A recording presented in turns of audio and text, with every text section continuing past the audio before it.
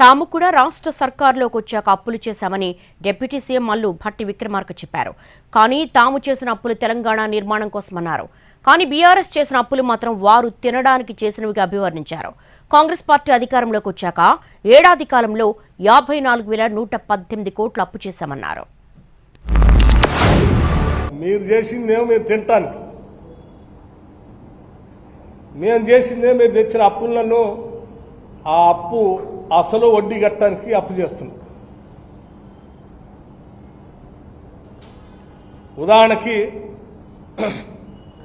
మేము ఇప్పటికల్లా 54,118 కోట్లు అప్పు చేశాం ఎఫ్ఆర్బిఎం లిమిట్ ప్రకారం.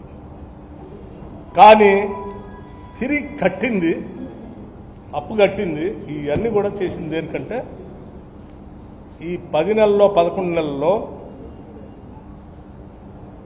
66,772 కోట్లు అప్పు వడ్డీ కలిపి కట్టాం.